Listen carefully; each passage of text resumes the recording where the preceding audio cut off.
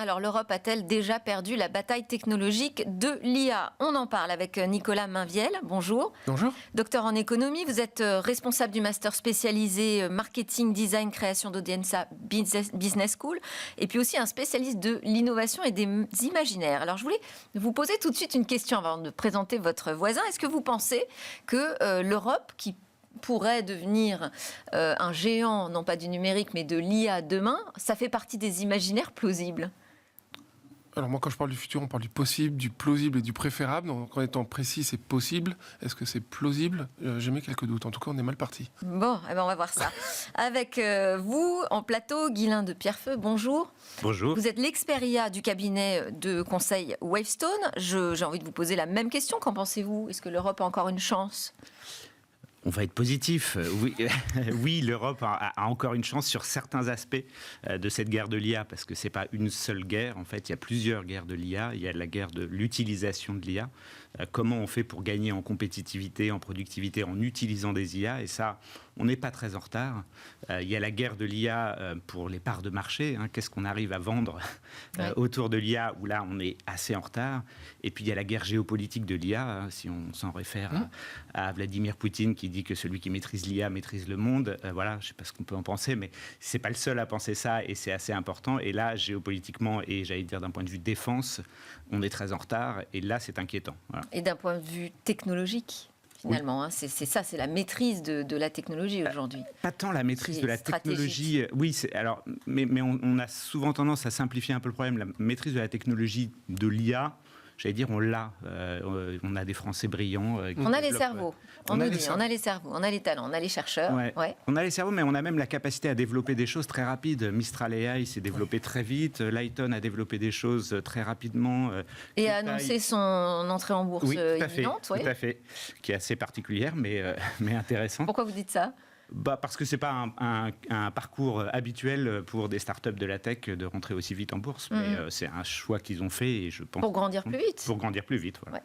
Et puis après, il y a le sujet du hardware pur, où là, on est vraiment très, très, très, très loin, malheureusement. Oui, alors on n'est pas les seuls à être très loin, finalement. Non. Il y a très peu de compétiteurs. On a une petite dizaine d'acteurs sur les puces, par exemple, ou sur l'infra, mais le cloud, c'est 60% américain. Enfin, on en parlera certainement après, mais il y a quand même... Là, pour le coup, on est un peu loin. Combien, justement, parce qu'on en parle maintenant, on est dans notre discussion là, combien ça coûte, qu'est-ce que ça représente comme investissement aujourd'hui pour espérer compter dans ce secteur? C'est le sujet. Est-ce que c'est atteignable financièrement? Ça dépend de quoi on parle. QTI, avec Xavier Niel, ont mis quelques milliards sur la table pour avoir des ingénieurs capables de développer des IA. Donc ça coûte pas très cher, j'allais dire. Quelques milliards, c'est pas très cher.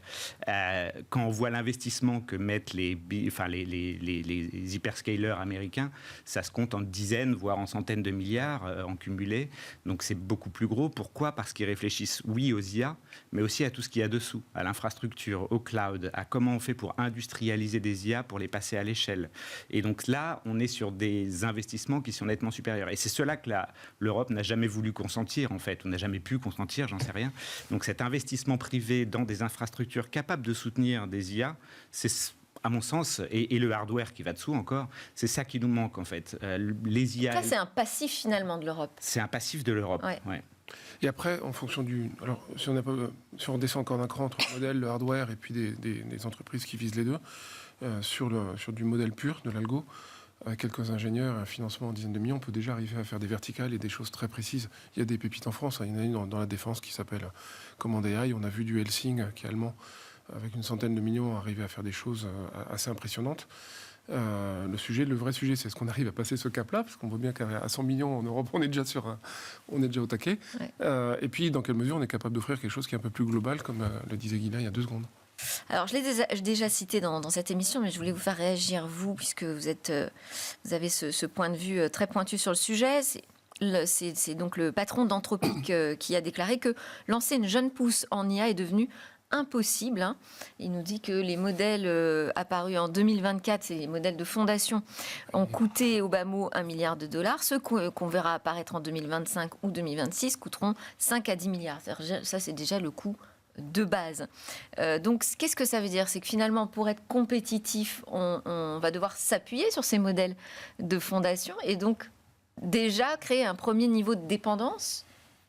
Ouais. Oui, c'est ça qui est en train de se passer aujourd'hui. Vous avez un peu le jumeau à l'origine allemand de Mistral AI qui s'appelle Aleph Alpha, qui est en grande difficulté financière et qui a pivoté, mais j'allais dire par défaut, parce qu'ils n'arrivent pas à financer finalement la capacité à aller plus loin dans leurs outils et du coup à être compétitifs par rapport à des OpenAI, des Google et autres. Oui, c'est ça. Alors eux, ils ont déclaré à Bloomberg, c'était le grand patron d'Aleph Alpha, justement, donc l'équivalent allemand d'OpenAI, qui dit: le monde a changé, avoir un modèle de langage d'IA européen ne justifie pas l'investissement.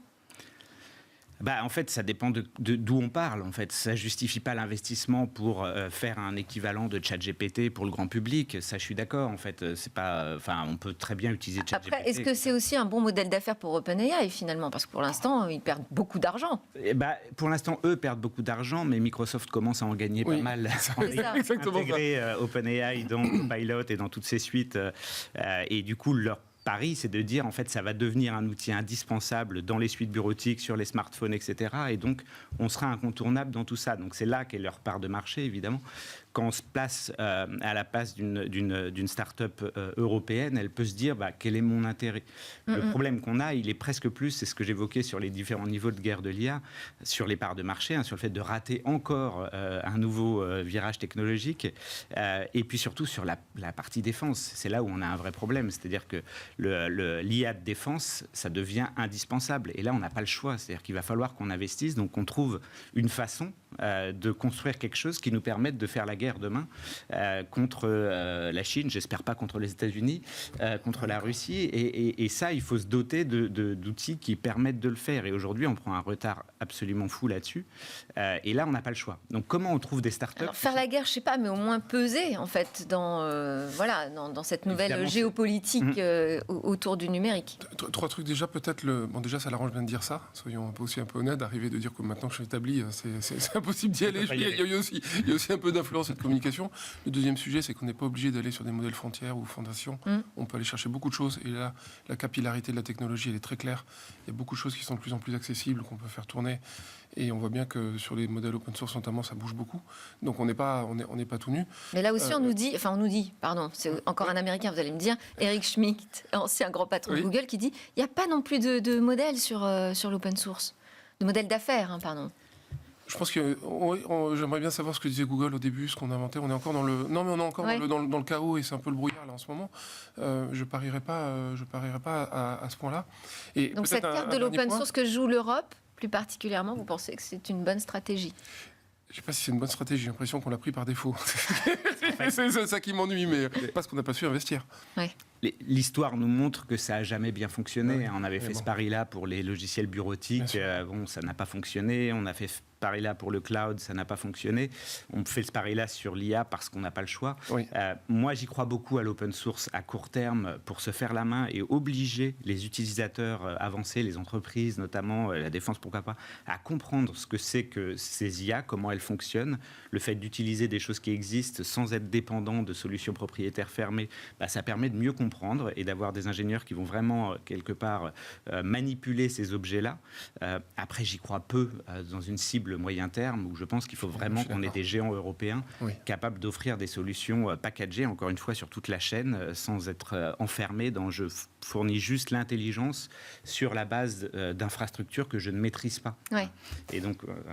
Et pour travailler cette question de l'imaginaire aussi avec vous, Nicolas, qu'est-ce qui fait qu'aujourd'hui on plébiscite des outils qui viennent des États-Unis? Il y a quand même normalement un peu une différence culturelle qui pourrait faire qu'on n'est pas tout de suite à l'aise avec ces outils. Là, un ChatGPT débarque et on est conquis. Je pense qu'ils sont bons, c'est tout.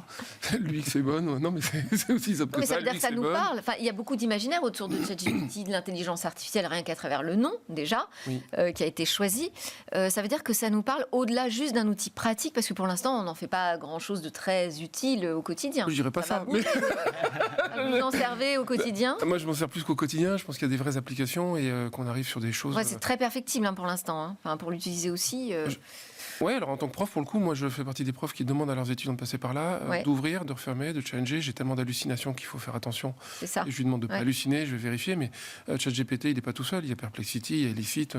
Si on commence à se poser des questions un peu, et qu'on va un peu creuser, il y a vraiment énormément d'outils. Mais il y a un effet, vous êtes d'accord avec moi quand même, Nicolas, il y a eu un effet spectacle. Mais il y a un effet la spectacle. sortie Moi, je dirais pas avec ChatGPT. Moi, je suis plus intéressé par la génération d'images et de vidéos, qui était vraiment un métier expert de designer, de graphiste, et qu'on a fracassé. Soyons honnêtes, je veux dire, qui était complètement détruit, en train d'être construit, on s'approprie les choses. Mais il y a quand même un effet wow, de dire qu'il y a des expertises réelles qui sont dans les intermédiaires et qu'on rend comme ça. Moi, ça me frappe, vraiment. Oui. Mais oui, il y a un côté spectacle quand même, parce que tous les géants de la tech communiquent communiquent beaucoup sur le fait que voilà, la machine est en train de dépasser l'homme, c'est incroyable, etc. Donc c'est complètement faux, et ça c'est beaucoup de la com pour faire un peu peur, donner envie, créer un imaginaire et faire en sorte que les gens se sentent obligés d'y aller, etc. C'est vrai dans un certain nombre de domaines, c'est très faux dans la plupart des domaines. C'est-à-dire qu'aujourd'hui, on a encore besoin, Dieu merci, d'hommes pour contrôler ces petites choses qui peuvent avoir tendance à halluciner, à dire des bêtises, etc. Par contre, ça va nous aider beaucoup. Donc, prenons ça comme un outil. N'écoutons pas les oracles qui disent que ça y est, l'homme est dépassé, que le travail est fini. Et concentrons-nous sur le fait de qu'est-ce qu'on peut en faire pour devenir compétitif et comment, encore une fois, et là, c'est le sujet du jour, hein, mais comment être souverain sur ces technologies-là, parce qu'aujourd'hui, c'est ça le problème. Et même pour les entreprises, j'allais dire, aujourd'hui, elles ont un souci qui est de se dire, dès que j'ai des process un peu critiques ou des sujets de propriété intellectuelle, personnelle, etc., j'ai pas envie d'aller utiliser les solutions américaines.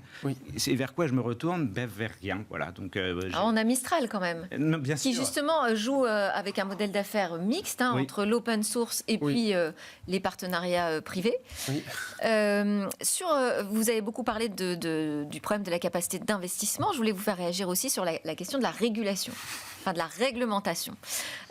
Donc l'Europe a déjà produit son texte autour de l'intelligence artificielle. Est-ce que vous pensez que, comme beaucoup de Français et comme notre président même de la France, que cette réglementation est trop stricte et va d'emblée finalement étouffer la capacité des acteurs européens à devenir des géants, ou est-ce que vous vous dites, non, c'est effectivement le bon moyen pour freiner ces géants?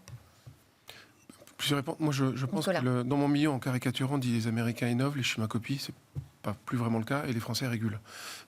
C'est un peu la blague dans la recherche.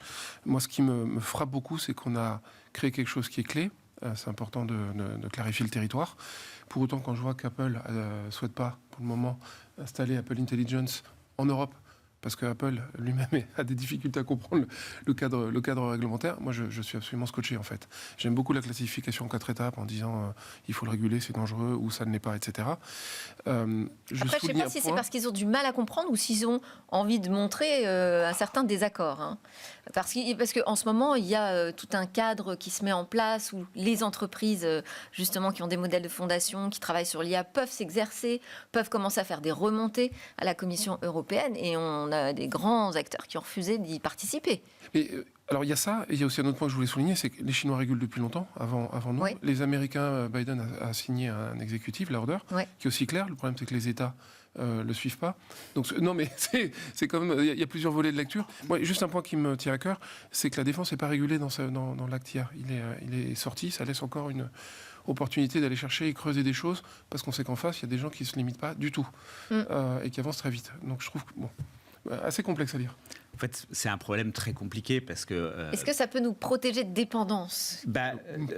Oui et non. Enfin, j'y crois pas beaucoup. C'est-à-dire qu'aujourd'hui, Apple, s'ils refusent, c'est qu'ils sont sûrs de leur puissance et qu'ils jouent le grand public contre le régulateur. Quoi. Et donc voilà, ils vont probablement finir par gagner.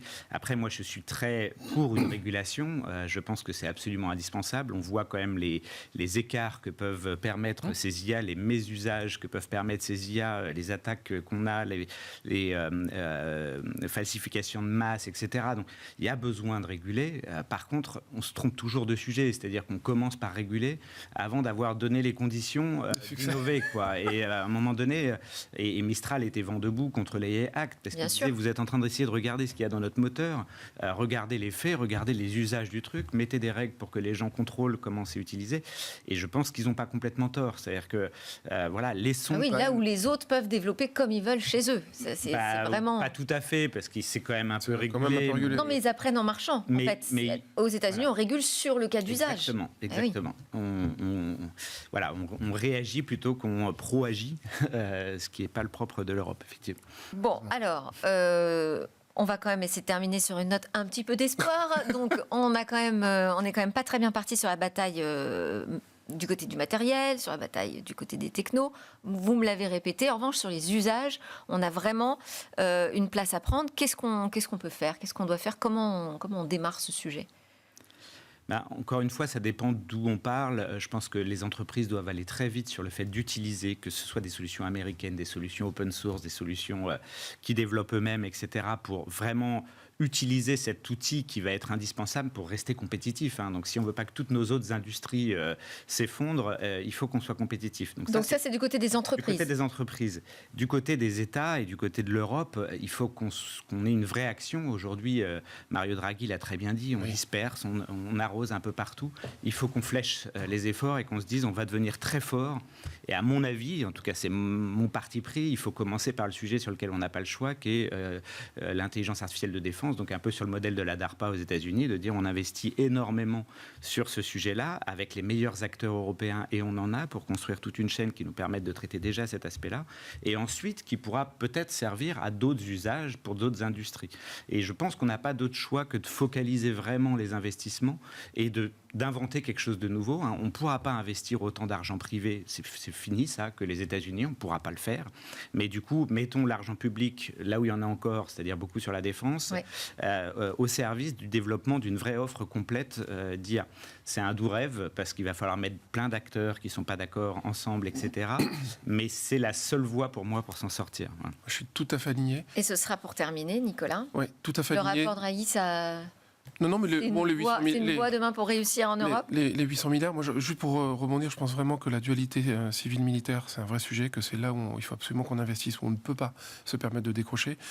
J'encourage les auditeurs à regarder un rapport de l'SPI, c'est un organe compétitif d'analyse compétitif australien, qui classe 44 technologies critiques.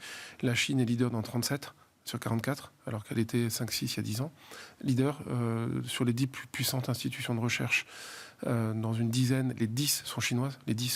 Donc ce qui est en train de se passer est totalement critique, et fait des recommandations qui sont très très simples en fait, sur les visas, sur les financements des doctorants ou des doctorats, sur le salaire à l'entrée, on fait attention à pas exporter nos talents et comment est-ce qu'on vérifie ça. Mais là, il y a une forme d'influence et de réelle politique à avoir de la part du gouvernement, et je pense même de la France, parce que l'Europe, le temps qu'on y arrive, ça va prendre encore des années. Mais je pense qu'il y a une forme d'agressivité réelle à avoir sur ces thématiques-là de la part du gouvernement. Merci beaucoup. Merci Nicolas Mainviel, donc responsable du Master Marketing Design Création d'Audienza, et Guylain de Pierrefeu, expert IA chez Wavestone. Merci à tous les deux. Merci beaucoup.